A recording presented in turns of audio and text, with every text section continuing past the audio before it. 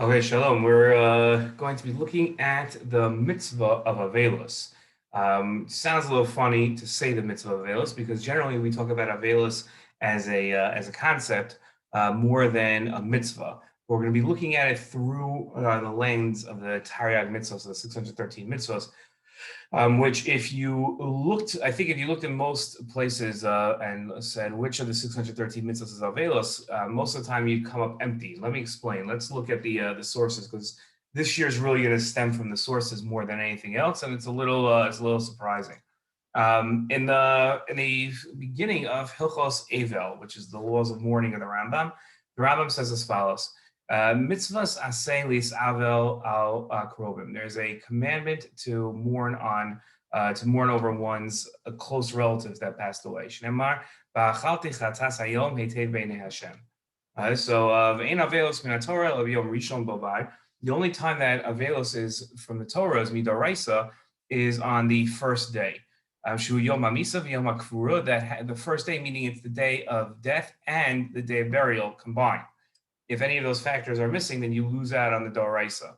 But the rest of Shiva is not a Torah law. So even though the Torah does say that by Yaakov, when Yaakov passed away, they mourned him for 7 days. Nisna Torah nischancha halacha.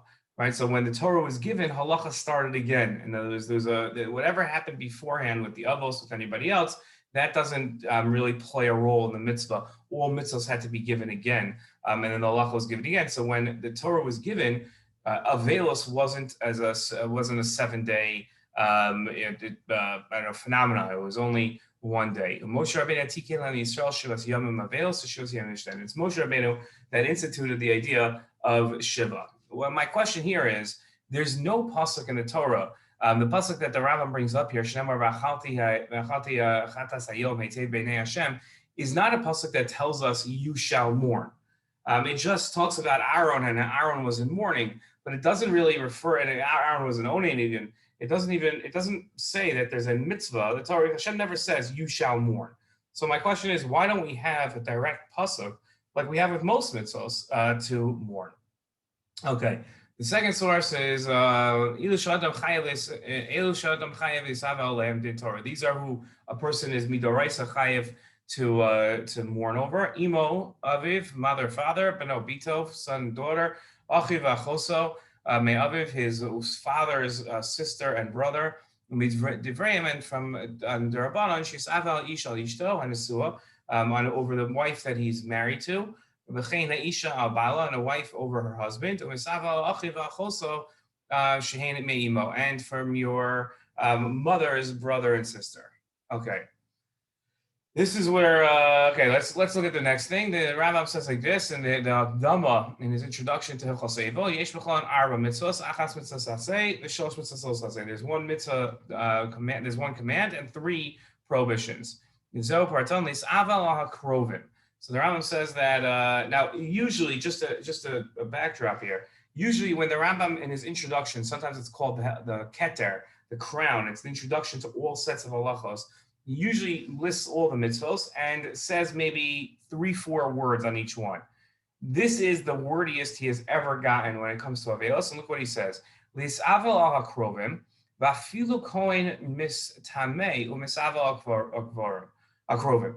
That you should mourn over your relatives, and even a Cohen should become tumah and mourn on his relatives. And a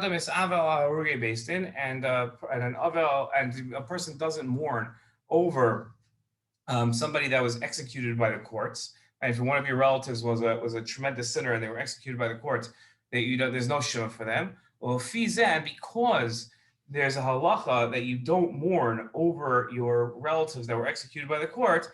Kalati hilchos elu, I put hilchos elu, the sefer zeh, in this book, okay, meaning sefer shoftim. Okay, the Rambam has 14 books in his Mishnah Torah. Sefer shoftim are the laws essentially of judges. So it's odd that hilchos elu would be here in the laws of judges. So it says that's why I put it here. Because it's sort of like combined with the burial of this person Okay, so this is very confusing, right? So he writes more than he should have just written as a mitzvah to mourn. Here he goes past as a mitzvah to mourn, and he wrote that even a Cohen has to mourn. You don't mourn someone executed by Beis Din, and the exception for the executed by Beis Din is why mourning is included in the book of Shoftim. Okay, so why did the Rambam write strangely more than just there's a mitzvah to mourn? What's all this these words that he has here? Why did the Rambam include that even a Cohen has to mourn? What is that's a halacha about cohanum? That's not a halacha about Avielus. Why did the Rambam feels important to know why he included Avielus and Hilchos Shoftim? Why does he write about that? And if which book should the laws of mourning have been in, if not for the law of the person that's executed and you don't sit shiva over him? Why did the laws of executed move the laws into a different book? It's a very small detail. It doesn't seem like it's such a important thing that it justifies moving the halachos from one category, one book to another. That's very strange. So those are 4 questions I have just on the keter. Okay, let's look at the next source. This is the minyan mitzvos in the beginning of the Mishnah Torah. The Rambam also counts up all the mitzvos. But here he talks about each of the books. So what's the book of Shoftim about? That the Rambam says that because of this law of the person that's executed, that we don't mourn over them, all the laws of Avielus got transferred to Sefer Shoftim. So he says Sefer Abasar, Ekolabo mitzvos shehem mesurim l'Sanhedrin. These are the mitzvos that are handed to the Sanhedrin. You go mitzvos based in like people that are executed, Kabbalas Eidos, accepting testimony, HaMelech v'Malchusav, the king, the Karati Hashem HaSefer Zeh Sefer Shoftim, and I called this book Sefer Shoftim. So very strange that the laws of Avielus would be found here, and it's clear why the Rambam had to explain it, but just strange that he explained it here, and that the Rambam actually moved the halachos to here. Okay, let's look at the Rambam here in the Sefer Mitzvos, and this is without a doubt the strangest of all the sources. If you thought the last source was strange, watch this one. This is the mitzvah, this is the 37th mitzvah. Look what the Rambam says. Mitzvah lam zayin who should see vanu. Now, we should see, the word should be that we have a command to mourn. That's what we should expect to see. But that's not at all what the Rambam writes. Mitzvah lam zayin who should see vanu sheitamu cohanum lekrovim haniskarim b'Torah. That a Cohen becomes tumah for his relatives that are listed in the Torah. So when they die, obviously. So a Cohen is not allowed to become tumah. He can't have exposure to dead people. So if a Cohen's best friend dies, he can't go to the funeral because chances are, if he was at the funeral, he would be close enough to become tumah, close enough to the corpse to become tumah.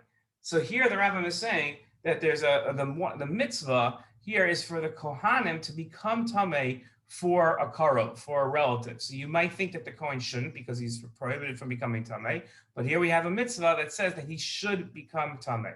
You might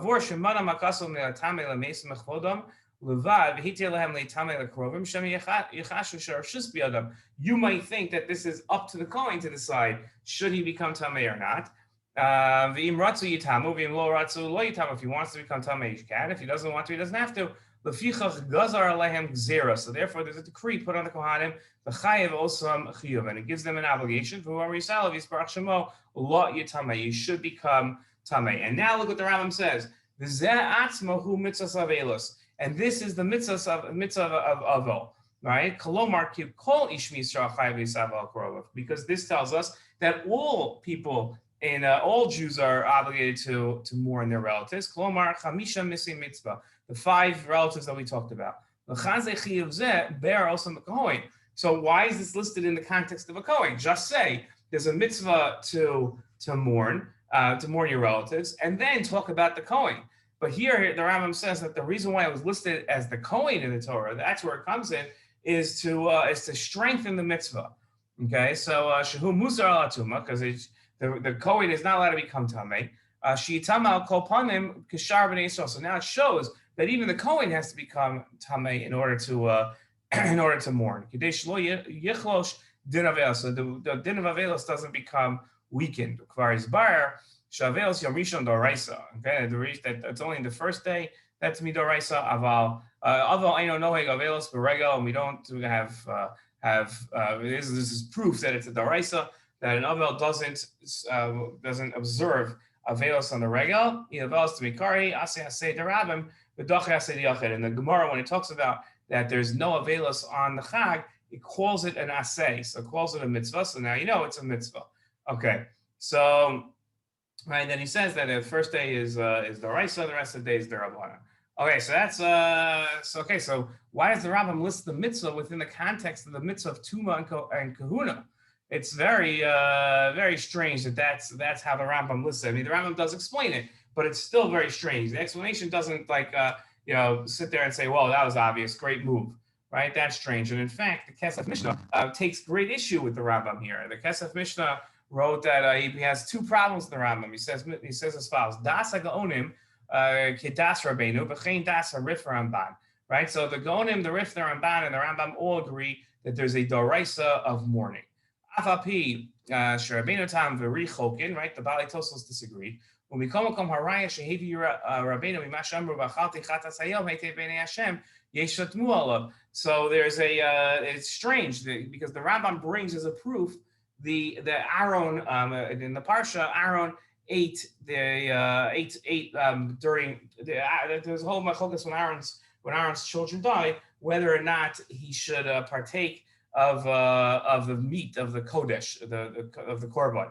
And the Aaron felt that because he was in Oni, because he was in mourning, he shouldn't eat from it. And Moshe Rabbeinu, questioned him on it. So the fact that he was mourning, that's what the Rambam brings as the proof. So he says so the Kesef Mishna says, how is this a proof? There's no posuk that tells us to mourn. El Shamro Aaron Shalete Bnei Hashem Shechol Chatas Bosayov. V'Sefer Mitzvah Shalel Kasav Mitzvah Mizayin Hu Shitam Uchatim Shitam Ukrovim Zeb Atzma Hu Mitzvahs Evil. Right, so he brings up the Sefer Mitzvahs. The Rambam says that he learns it from the Cohanim, and that's his proof that it's a D'oraisa. Chomar Sheshisha Mitzvah Mitzvah V'Chazek Chiyuv Zeh. Bear also the Cohen Shu Muzar Al Tumah Shitamo Kopanim Misharka Isokei Sheyichos Din Avielus. He quotes in the Sefer Mitzvahs requires Bear She Avielus Yom Rishon D'oraisa. Bear Amar B'Moi Katan. Okay, so he brings the proof. So the first question that he has on the Rambam is there's no posuk that says it's D'oraisa. So why are you bringing up a posuk from Aaron that doesn't say that there's a mitzvah of Avielus? It seems to be like included in that. The only way to understand the pasuk is if there was a mitzvah of Avielus, but it's not. It's not directly that it says that there's a mitzvah of Avielus. So that's strange. Not only that, the pasuk doesn't talk about Aaron as an Avel. It talks about Aaron becoming tumah as a Cohen. Aaron becoming tumah, but that's not what we're talking about. The mitzvah is Avielus, not tumah. The mitzvah is not for everybody to become tumah. The mitzvah is for everybody to mourn. So if the mitzvah is for everybody to mourn, and that's the mitzvah, why is a pasuk about Aaron becoming tamei any proof whatsoever that there's a mitzvah of Avielus? If just because it says that Aaron and all Cohanim should become tamei in order to bury the dead, that doesn't mean that there's a mitzvah for them to mourn. It just means there's a mitzvah for them to become tamei.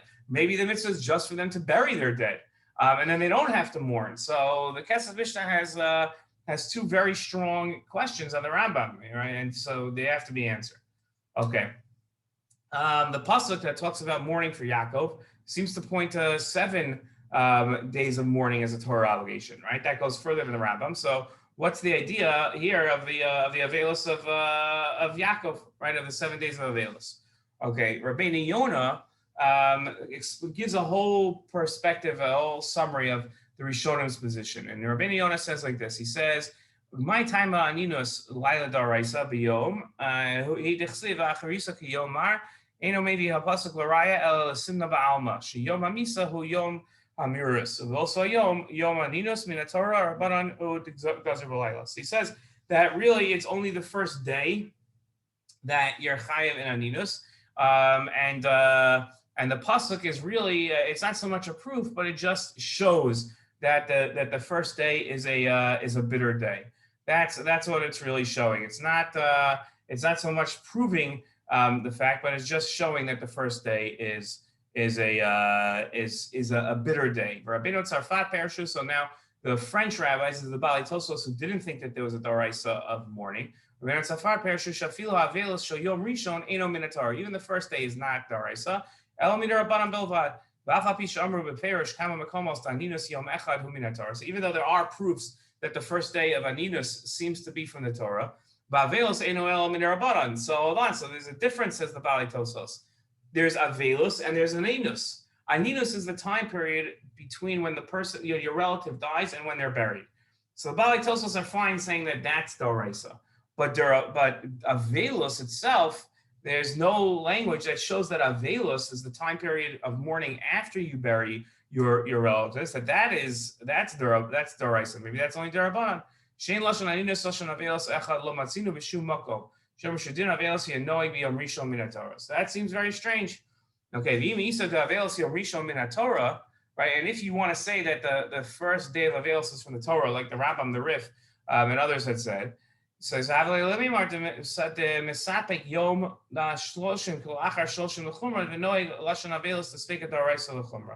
maybe you say Safek Daraisa L'chumra. Okay, so that's Rabbeinu Yonah's points. Okay. Looking at some of the sources that we're going to use to answer, the posuk in Amos says, I flipped your festivals to days of mourning. And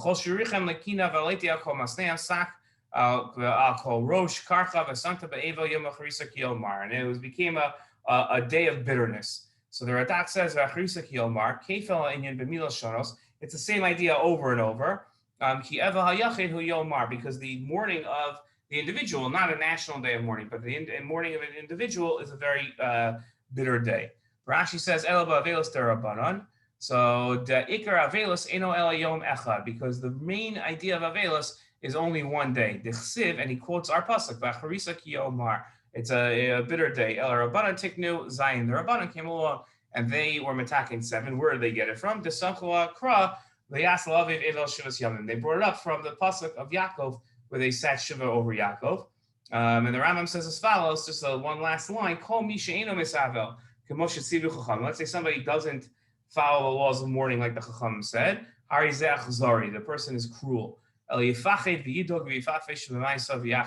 Rather, a person should worry and during mourning over a relative, and they should look at their actions, they should introspect, and they should do tshuva. Okay, those are the sources and the questions that we'll cover, Be'ezus Hashem, during Shiur later this week. Shalom.